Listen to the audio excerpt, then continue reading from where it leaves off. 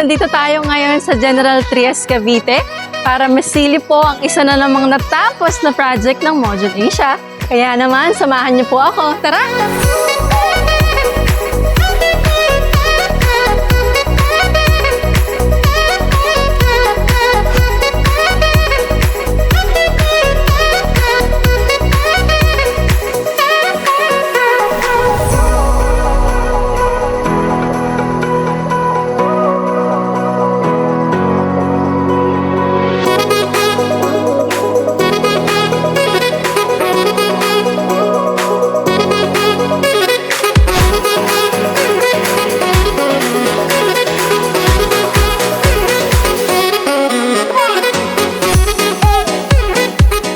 So ayun guys, kasama natin ngayon si Tatay Luis para ikwento niya kung ano bang experience niya sa natapos na project.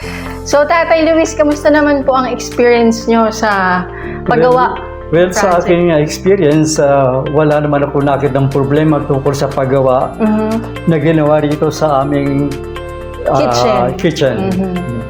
Okay naman ang lahat, wala naman.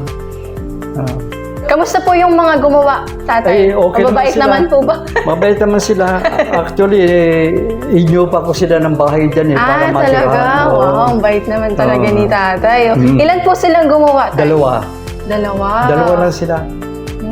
Dalawa lang. Pero ilang days po nila natapos ito? Siguro mga 2 days lang eh. 2 days? Oo. Wow! Guys, 2 days lang natapos yung project. Pero Yun lang hindi pa niya naikabit eh. Opo, yung sink water. ba yun?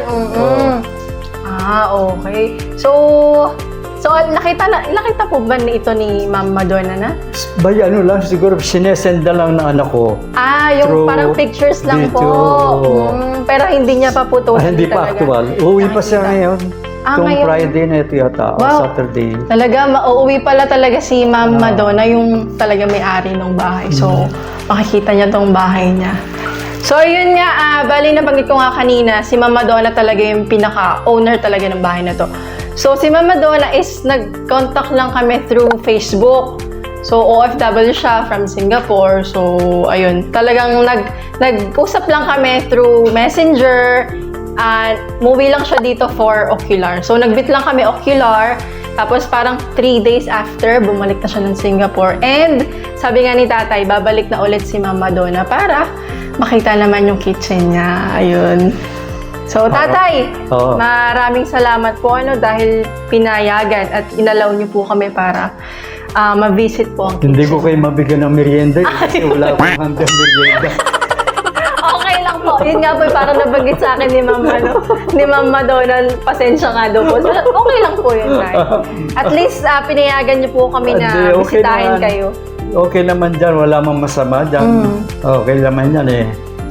Ano pong masasabi nyo or ano pong message nyo sa mga gusto pang magpagawa ng kitchen? Well, may message ko sa kanila na sana pumili sila ng tamang gagawa at yung maayos at tamang desisyon sa paggawa at sa pagpili ng mga kontratista na gagawa po sa kanilang mga bahay. Salamat po. Message naman po sa Module Asia na gumawa ng kitchen nyo. Ayos. Masaya ako. Okay yan, masaya lang. Okay. Happy naman po kayo, satisfied. Happy tayo dyan. Okay. At sa mga naghahanap po ng mga modular cabinets, na naghahanap po kayo ng mga contractor, don't forget to visit our website at www.mymoduleasia.com and don't forget to like, share, subscribe ang aming mga social media accounts na nag-flash sa inyong mga screens. Bye!